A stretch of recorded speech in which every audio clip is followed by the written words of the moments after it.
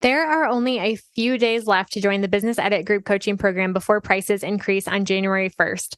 If you're a service provider who's feeling overwhelmed, overworked, and underpaid, don't let another year go by staying stuck. If you want this to be the year that you finally build the business of your dreams, one that lights you up, doubles your revenue, and allows you to work part time hours, now is the time to join. In this program, you'll follow my signature 5-step method for building a productive and profitable business. You'll get business minimalist strategy, marketing systems, and productivity roadmaps that are simple to understand and easy to implement, plus 12 months of weekly coaching to help you overcome any road bump that comes up along the way. Let this be the year that you finally hit your revenue goals and create a life first business. Join me inside the Business Edit at www.jadeboyd.co/coaching and get my step-by-step blueprint with everything you need to build your dream business in 2024. Again, the early sign-up pricing ends on December 31st, and the program will officially kick off on January 2nd. So don't wait. If this sounds appealing to you, but you're not sure if it's the right fit, feel free to DM me on Instagram and we can chat. My only goal here is to help you make the right decision for you and your business. And you can find me on Instagram at jadeboyd.co. Now back to the show. Welcome to the Jade Boyd Podcast, a podcast about redefining productivity for the modern woman in business. I'm your host, Jade Boyd. As a business coach, I help overwhelmed business owners simplify and scale their service-based businesses with smart marketing strategies and seamless systems. On this podcast, we talk about all things marketing and productivity. If you're ready to strategically grow your business, ditch the busy work, and make space for what really matters, you've come to the right place. Welcome to the Jade Boyd Podcast.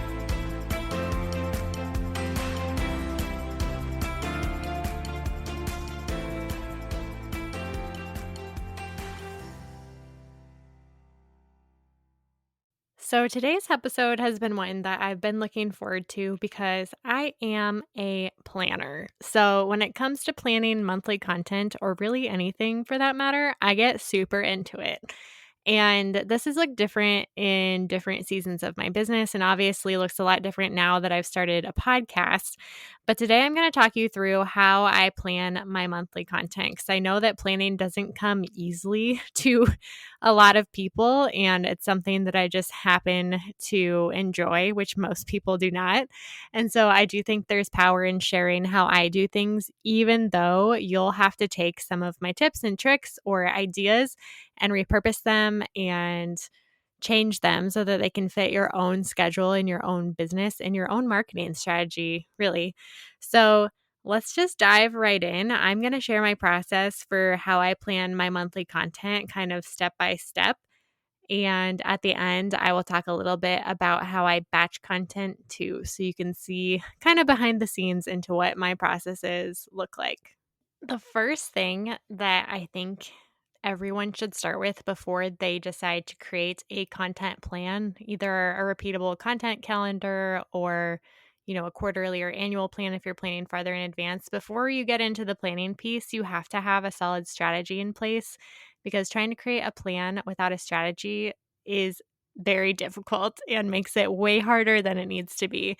So before we get into the planning piece, I want to touch briefly on the content strategy behind creating a content plan and a few questions that need to be clarified before we jump into the content planning and idea brainstorming and all of the nitty-gritty details of creating content. So to have a content strategy in place, there are a few questions you have to answer, and you can make it as complicated as you want to. So I'm going to keep it simple today and just cover 5 things that will make it easier to create content. The first thing is, what are your content goals? Why are you creating content in the first place? A smart content strategy or a smart content plan will help you reach your business goals. And so you have to know how your content is fitting into the bigger picture of building your business, whether that's building your audience or generating leads or booking clients. How does your content fit into that? And how does it help people move through that sales funnel where you're earning their trust and serving them and calling them to action? So that's the first thing. What are your content goals? Why are you creating content in the first place? What types of business goals are you trying to reach by creating this content? The second thing is, who is your ideal client? And I know that this is thrown out a ton, and maybe you're sick of hearing it, but it is just so important when it comes to branding and marketing your business. People trust people, and the more directly you're able to talk to that ideal client, the more able you will be to break through the noise and to actually grab their attention and to build that trust because they'll feel like you're a friend, like you're talking directly to them. So get familiar with the words that they're using, what types of content they like to consume, where they're consuming that content, what types of stuff they want to see. Are they reading? Are they listening? Are they watching videos? What are they searching for online? Look at keyword trends, kind of tap into the questions that they're asking, where they're hanging out, are they in groups? The more you know about your ideal client, the better you'll be able to pull them into your audience with your content. Number 3, what problem does your brand solve? So you might have multiple products and services that solve slightly different problems for your ideal client, but if you have a clear branding strategy, your overall business should be clear on the one problem that you solve for your clients, even if it's in different products or services. So, for example, I've talked about this already on the podcast, but my problem that my brand solves is overwhelm. And I do that through several different ways, whether that's through this podcast and creating content that breaks down complex marketing or business things and breaks them down into simple to follow steps. So, helping someone move from overwhelmed to taking that first step in action, or in branding strategy, helping somebody clarify what their brand stands for and what it doesn't stand for so that that overwhelm of not knowing what to do next is a little bit clearer, or in system setups, taking somebody who's completely bogged down and overwhelmed in their business and setting up some of those systems and processes for them to make it easier for them to run their business and overcome that overwhelm. But the overarching theme here is overwhelm. And I think the more clear you can be on that one problem, the underlying problem that you're solving for your ideal clients, even if it looks like a ton of different things, the clearer and stronger your content will be. And again, the more chances you have to break through that clutter and kind of take stake. And that's my problem. And that's the problem that I solve better than anybody else because I come at it from multiple angles. So it's another thing to solve that problem in your content and speak about that problem in your content too. And that's how it kind of ties into this strategy and creating your monthly content because it's something that you do want to talk about often. 4 is, what is your signature offering? So this is your main service offer that you want to drive traffic to. And typically this is going to be a higher ticket item, a more expensive item, and a highly profitable offer for your business and something that you're leading people towards. So you might have other lower ticket offers that are like entry level buys when people are coming into your audience, something that can get them a quick win. But your signature offer really is the key thing that you're known for, and an evergreen program that you launch over and over again, or a signature retainer service that you're leading people up to. So clarify what your signature offering is because that's very important to know what you're leading people towards at the end of this funnel and how your content is funneling people to. And last thing is, what are your calls to action? So this kind of goes along with point number 4, but you may have secondary marketing goals that you want to reach, like building an email list or pulling people in with those low ticket offers. But clarify what your calls to action are and kind of the overarching strategy of how you're going to get people to take those actions with your content. Once you have a strategy in place and get clear on some of those overarching questions that will help you make decisions, another thing that goes hand in hand with clarifying your content strategy is to think about what your content pillars are. And if you haven't heard about content pillars before, you've never heard that terminology, it's basically an overarching topic that you talk about often. And you might talk about it in many different ways, but it's just a content category, if you will, that gives you some ideas on the things that your brand does and doesn't talk about. And I would recommend keeping it to 5 to 7 because I think less is more, and the simpler your messaging is, the stronger it is, and the more memorable and recognizable your content will be. If you're hitting those same topics over and over again, you become known for those topics, and that's really the goal here. But narrow in on the content pillars that you think are going to be brand building for you, and think about what types of content have performed best with your audience in the past, like the topics that have resonated the most. I often find when I go and look at my analytics, the personal content and storytelling are what performs best with my audience. So think about those things. Maybe go look at your analytics and see what types of content people are the most engaged with, what types of content generated the most leads, what types of content generated the most bookings. You could even ask your audience what they want to see more of. If you're really stuck on generating different topic ideas, what does your audience want to hear from you? Just ask them and see what they say. And what do you want to build your personal brand around? What's strategic for you to be known for? What are those topics that are going to establish that trust and credibility in your industry? Write those things down too. Think about the things that you would be able to talk about for hours and not run out of things to say. Those are often brand building content topics. And these are just questions to generate ideas, but then sort of group them and narrow them down into overarching topics that you can stick to over the long term. These probably will not change quarter to quarter or even year to year unless you make a major pivot in your brand. So, to give you an idea of what this could look like, I'm going to share my 5 content pillars that I stick to month after month. And this has been pretty steady for the last 3 years. So the first one is personal. You all know that I believe in personal branding and the power of sharing personal content. But within my personal content category, some of the things I talk about a lot are, first of all, home renovations, because that's my real life. And it's also super engaging. I feel like a lot of my audience members, maybe this is a result of COVID and everybody renovating their homes. But I feel like talking about the struggle of home renovations resonates with a lot of people and has started some really interesting conversations. So I talk about that. I share personal stories and reflections on my personal life and like business moments that are more personal, which again, storytelling is very strategic and it captures attention really well. So add the personal, relatable aspect to that. And I feel like it's really good personal brand building content. And I also talk about random stuff like being an Enneagram 1 and my planner obsession. And it's really strange to me that even people who don't love planners or, don't relate specifically to certain things I talk about, all of that content seems to get higher engagement across the board because people people want to interact with people.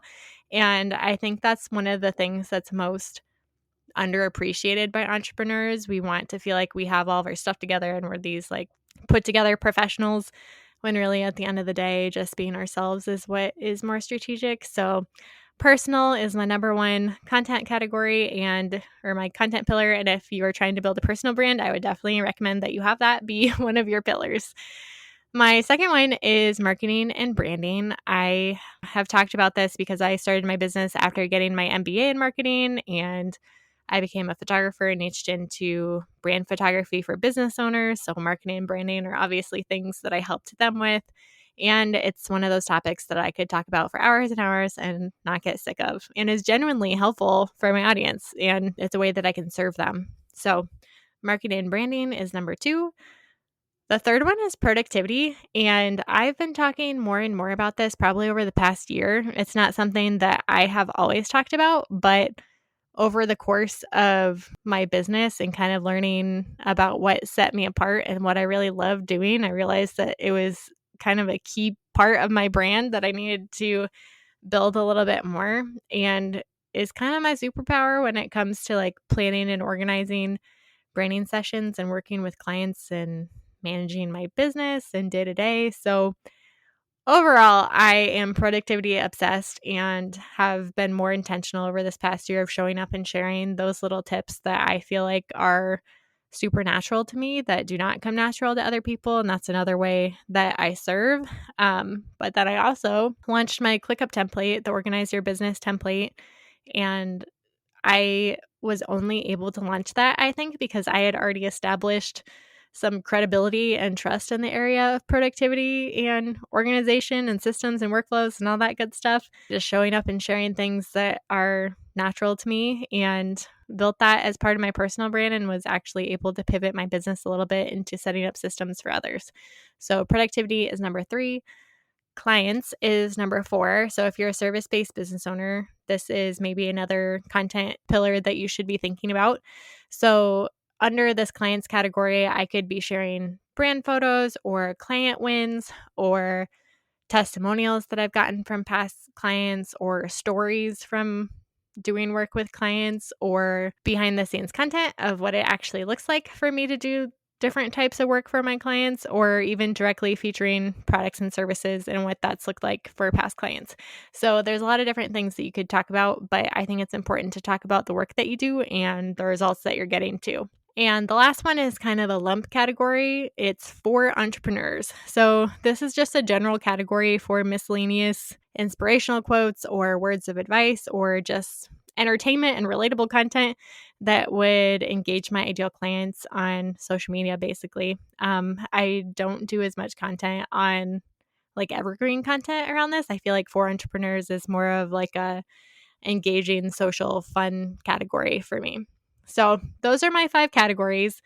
Definitely come up with your own list that matches your personality and your business and your brand and what you want to be known for. And think about those things that maybe aren't related to your products and services, but could be ways for you to build your brand and build that trust in a category if you do see yourself making a pivot in the future, or if it's a key way that you stand out from other creatives or other service providers or product based businesses in your industry. Those are key things to talk about over and over again.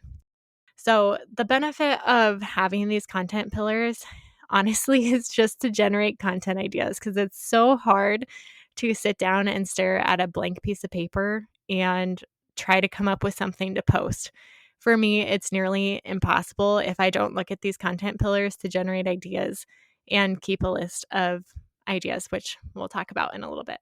So, once you have these content pillars that you're going to come back to over and over again, the next thing that I do is, or that I would suggest you would do, is pick a primary content platform. Instead of creating content for every single platform and creating a new piece of content for that platform, I would suggest, in order to save time and set up a more sustainable system, especially for solopreneurs who are doing everything themselves like I am, I would suggest creating a primary content platform, typically an evergreen piece of content.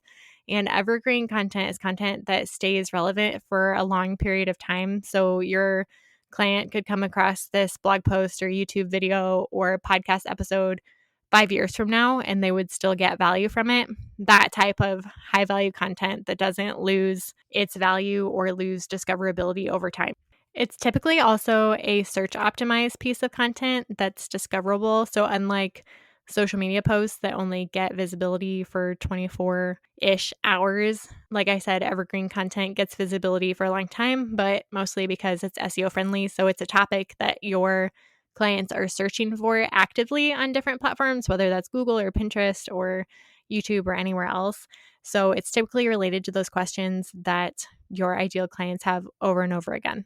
So I would suggest starting with that primary content platform. One, because they're generally longer pieces of content, so it makes it easier to break that content up into different pieces.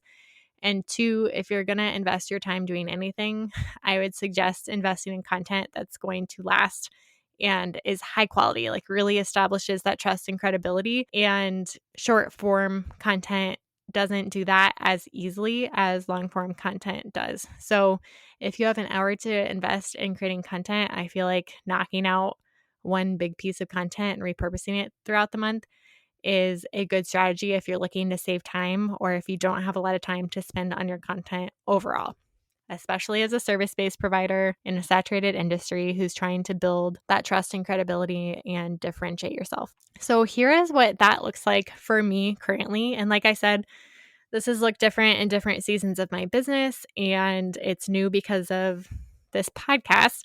But here's what I'm doing currently. So I start with a podcast episode because it is the longest form of content and the most valuable type of content that I can create. And it's easy to sit down for 45 minutes and talk about something.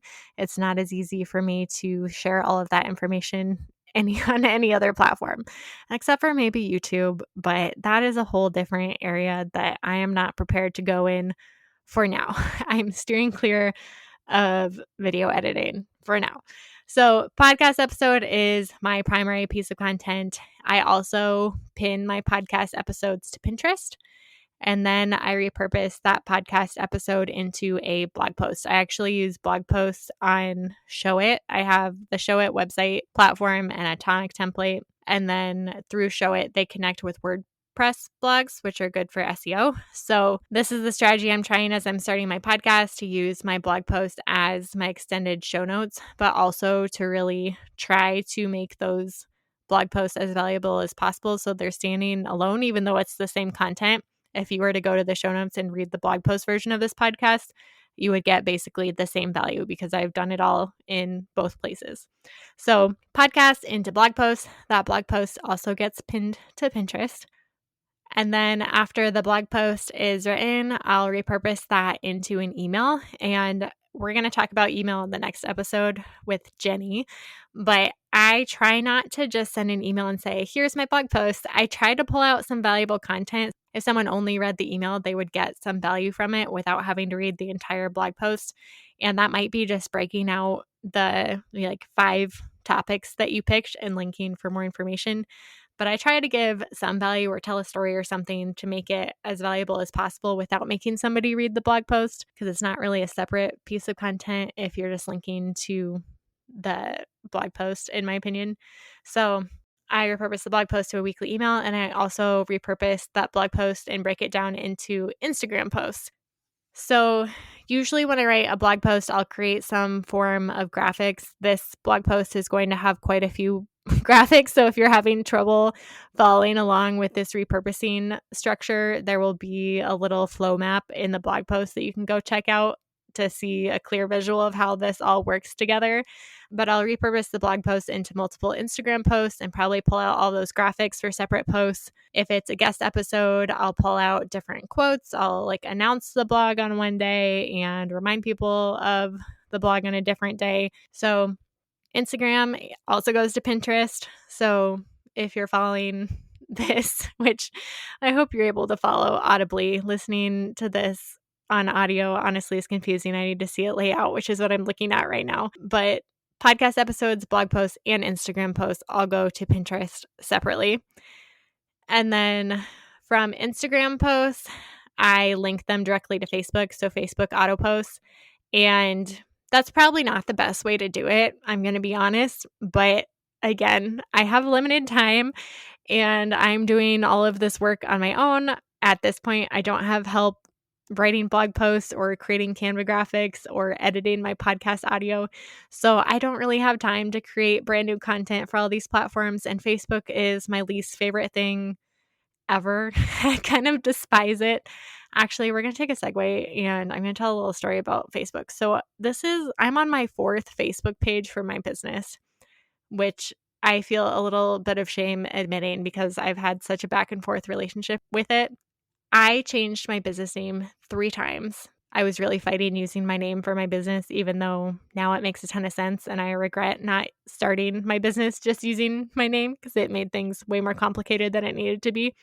But Facebook wouldn't let me change my business name the second time to my name. So I had to delete it and create a new one. So that was my 3rd Facebook account. And then I couldn't change my little handle, my @ name, if you will, that people could tag me with before I got a certain number of followers. And I remember my mom was here and I was kind of complaining about not being able to change my name on Facebook. And she just invited a bunch of our friends and family to the Facebook page. And at the time, I remember being so grateful. I was finally, because this has been annoying me for so long that I hadn't been able to grab my handle. And then after the fact, I never wanted to post to Facebook because I knew my whole audience was my friends and family members, not people who would actually book a branding session or care about the marketing and business tips that I had to share.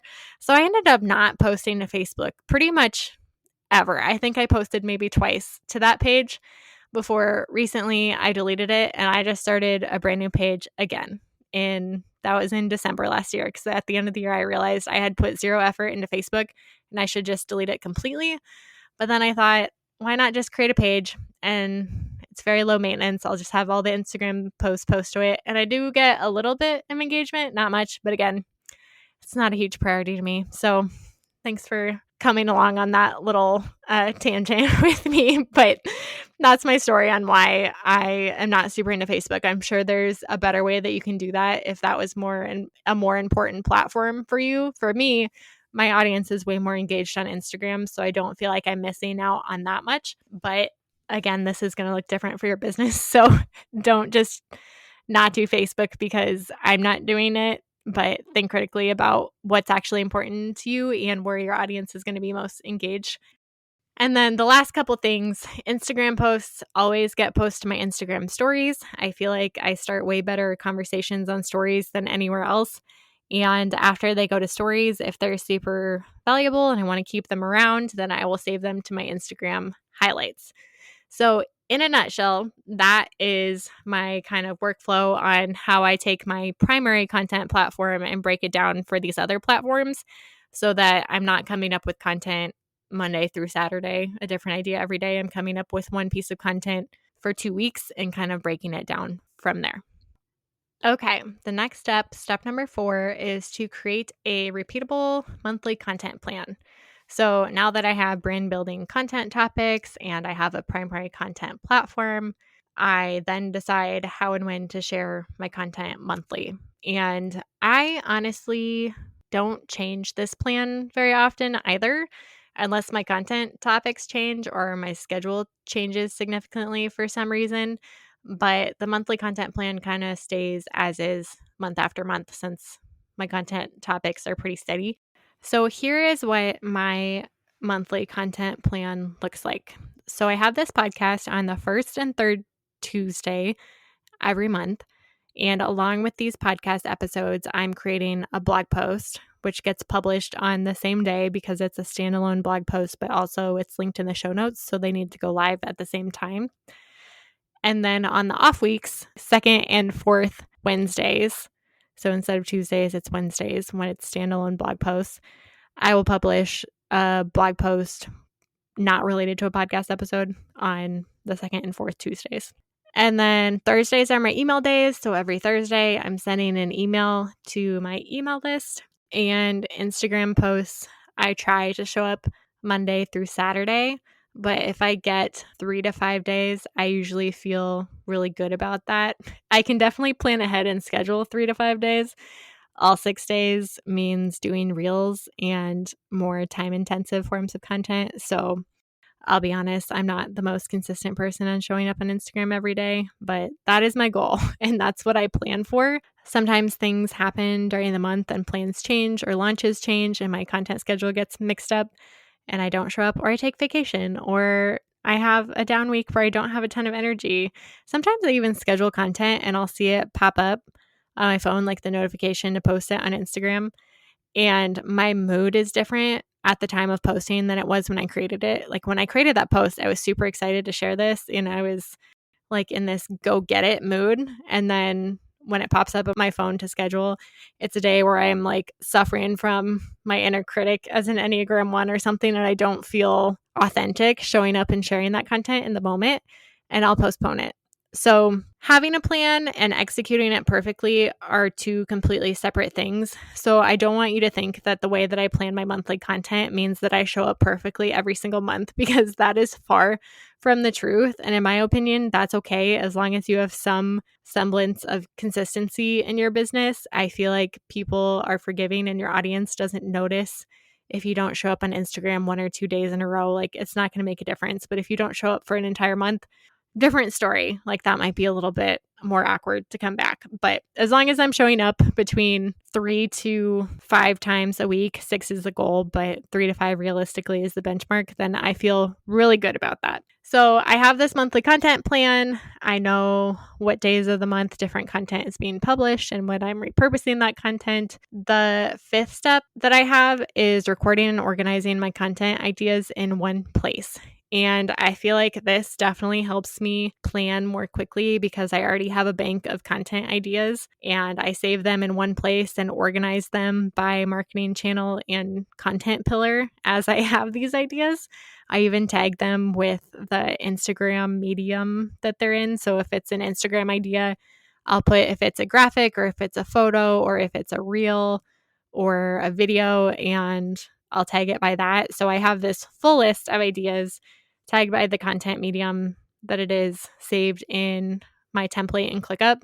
So my Organize Your Business template has a folder for marketing, and I have different lists, and the mini course shows you how to add all of your content ideas to those lists and how to tag them. And it's all pretty much set up in the template for you. And the course shows you how to use it and how to tailor it for your own business and your own content pillars. But that has worked super well for me. I can even schedule those ideas in ClickUp. So since the idea is already in there, I'll just assign it to a date as I'm assigning my content ideas for the month and building out that monthly plan. And then I'll know when to post that. If I don't already schedule it, the reminder will pop up on the day I'm supposed to post it. So that system has worked super well for me. But the key here is just to organize all of your ideas in one place, even if that's just on a piece of paper or in a notes app on your phone, because I've found that my best content ideas come to me in random times, usually when I am doing something mindless, like doing dishes or going on a run or taking a shower. Then I have like the ideas that I want to write down. So I think the only important thing here is to have a way to write it down that you can do consistently, no matter where you're at. So a phone app works really well for that. I use ClickUp, but there are a million phone apps that you could write down these ideas in. So just start creating a bank of those ideas so that when it comes time to create this plan, you're not starting from square one again, looking at that blank piece of paper, which can be super overwhelming. So that's the fifth step that I have. Sixth step is to plan my content calendar each month. So each month I plan a content calendar that's aligned to my business goals. So the first step for me is to think about, okay, what am I trying to do this month? Why am I showing up in my content and social media? What am I hoping that people will do? Am I trying to get people to join my email list? Am I trying to sell a new product or service that I'm launching? Am I just trying to hit my monthly income goal? Like, what's the overall goal here? And what am I trying to do with my content plan? And I think I have to make that decision before I do anything else. Otherwise, I'll just write down a bunch of fun content ideas that don't actually matter because they're not strategic. They don't sustainably help me move in the direction that I want my business to move towards. So for me, that's non-negotiable. I need to know what my goals are for my content calendar before I do anything else. And then I'll sit down and map out the dates that are already scheduled and are not going to change. So a few ideas would be like a launch campaign. This month, I am launching mini branding sessions at Burnett Cottage on March 8th. So if you're looking for a branding session, I have a few spots available right now, actually. And so that date was non-negotiable. I knew I needed to open the cart at least 4 weeks in advance so people would have time to plan and get ready. So that date was non-negotiable. I put it in, and then I put all of the launch emails and Instagram posts in the schedule too. So that kind of trumps my other Instagram content pillar ideas that I have scheduled for each day of the week, because I knew those dates were set aside for launch dates. And that's like the only thing that I'll be talking about. I'll be talking about photography all week this week. And that's what the schedule looks like. The second thing is behind the scenes content. So if I'm doing a full branding session, or if I'm doing a VIP day or something like that, that's on a specific date that I know I want to take a photo of and post about that day, I'll schedule that in. Third thing is personal events. I try to schedule in my business anniversaries, like when my business is turning 3 or 4. And some other ideas would be like your birthday, or if you have employees, your employees' birthdays, or the anniversary of moving to a brick and mortar, or anything like that that's happening that, again, is a set date that's not going to change. Pencil that in. And then really any other specific dates that are happening that month that you want to share about on social media on the day that it's happening. So it could be events that are happening in your community or events that are happening in your industry, milestones, all that stuff. Those are the dates that I pencil in first. And then once I've mapped out kind of the big picture, it's time to fill in the blank. So this is when I go back to those content pillars that I'm looking at and my monthly content schedule. So I'll know like, okay, I need to release 2 podcast episodes this month. What are my goals? What launches are going on? How can I make this more strategic? And then I'll think about the topics and write them down. And I do want to clarify, this episode is only about planning. So this is the first step in having a strategic plan in place. I'm going to talk a little bit about batching when we're done, but this is really just a process of how I create the plan. itself. So content topics, not the content itself. So I'll pick my podcast topics and maybe like the guests that I would want to have on for those podcasts. And then I'll schedule in the in-between weeks what blog topics would be strategic for that month. So this month I'll be writing about content planning, which ties in with having enough brand photos to execute your content plan. And next week I'll be blogging about brand photography too. So I'll pencil in the top content first, and then emails I will batch, and I will kind of come up with those email ideas based on the content that I'm creating that week and tie that in. So I'll block in the emails on Thursdays. And then for the Instagram post, I will write specific pieces of content that I want to repurpose. So I'll know the day that a podcast launches, I'll be posting on Instagram about that podcast. And 2 other times, I'm going to try to repurpose content by pulling a quote like a few days later, and also another post or a takeaway or a story or something from that same podcast episode 10 to 14 days later, and I'll pencil those in so I'll know what topics to do or what content to pull from for those days. And then other than that, I follow a schedule for different content pillars on different days of the week, because in between those strategic posts, I do want to consistently be building my personal brand, and again, building my credibility and building trust with my audience in these certain areas that are really important for my brand and my business. So for me, here is what that looks like. On Monday, I'm talking about marketing. On Tuesday, productivity tip Tuesday. On Wednesdays, I'm talking about clients. On Thursdays, I'm talking about podcast episodes. On Fridays, I'm talking about that general for creatives category. And on Saturdays is when I share personal stories, personal moments, home renovation, etc. So again, that's not set in stone. I just try to look at those topics throughout the week, and that seems to make most sense for me in terms of meeting my audience where they're at each day of the week. But if I have other content or launches scheduled in, I'll kind of shuffle those around. And if I notice like, hey, it's been a few weeks since I talked about productivity at all, I'll make sure to schedule in a post for that.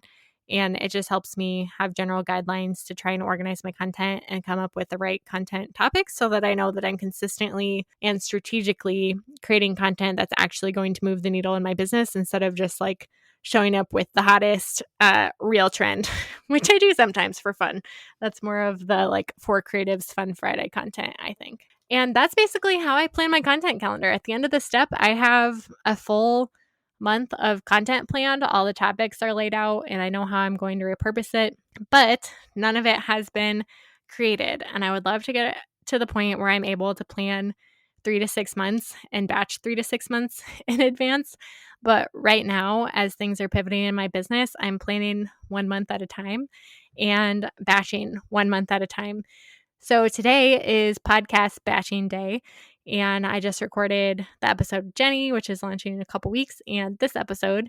So here's my batching schedule for the month. On Tuesdays and Wednesdays, depending on when people can schedule interviews, I record the podcast and try to edit and schedule it, get as much done as possible. On Thursdays is when I am definitely scheduling the podcast episodes in Libsyn, which is my host platform, and creating the blog posts that go along with those episodes, and also scheduling those to be released at the same time that the podcast episodes are being released, and also batching those other 2 blog posts. So I'm doing all of that writing, and I'm in the same apps that full day getting them done. And then I'll also repurpose that content into emails. Usually I only have to pull out certain text or only have to write a little bit more in order to make it a standalone piece for the email. So I'll do that on Thursdays and schedule those emails out too.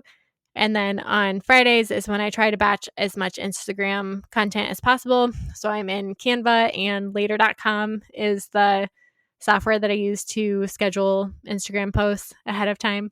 So I'm in Canva and Later basically all morning, repurposing all the content that I already created for the blog posts and emails and the same photos and stuff, and repurposing that and scheduling it in Instagram. And then I will look at batching reels if I'm feeling up for it. Oftentimes I'm not, and I will just batch reels when I have an afternoon that I'm feeling particularly creative or energetic. And I typically just look for reel audios as I'm doing quote unquote reels research on Instagram. which is more like mindless scrolling if I'm being honest, but I'll just save the audios, and when I'm in the mood for batching reels, I will usually get like 7 to 10 at a time, and that is enough for me for a typical month, and I will post those either for like the for entrepreneurs category, or I'll double up on a day and post a reel and or a carousel post, or I will use it for weekends, which is more fun content. So I hope this was helpful, and I hope that there were some takeaways for you in here that help you to be able to overcome some of that overwhelm that comes with content planning. I know it is a lot to think about, but I hope that you're able to take away those few quick tips that make it so much easier, like having those content pillars and having that one place where you're recording all of your content ideas. Those little things can go a long way in making this process feel a lot less overwhelming. It can take a lot less time, and it can also be a lot more strategic for building your brand and your business while saving that time. So I hope that you got some helpful tips. Let me know if you have any questions. As always, I'm happy to connect on Instagram. That is my happy place, and I love connecting with you all after the show so far. It's been fun to make new connections through this podcast, and you can find me over on Instagram at jadeboyd.co, and I would love to hear your takeaways or tips that you have for planning monthly content, because I would love to have other people on the show to talk about this too, and maybe dive into more specific areas of content planning that I didn't cover on today's episode, because there is so much there. And like I said, everyone does it differently, and I learn every time I listen to a podcast episode like this on how different people plan content. So I hope you had some good takeaways, and thanks for tuning in today. I'll see you next time. Thank you so much for listening to this episode of the Jade Boyd podcast. If today's episode was helpful, I'd be so grateful if you'd leave me a review on iTunes, Spotify, or wherever you're listening to the podcast today. Your reviews help more small business owners discover helpful episodes every week. And if you want more productivity and marketing tips, head on over to Instagram and follow me at jadeboyd.co.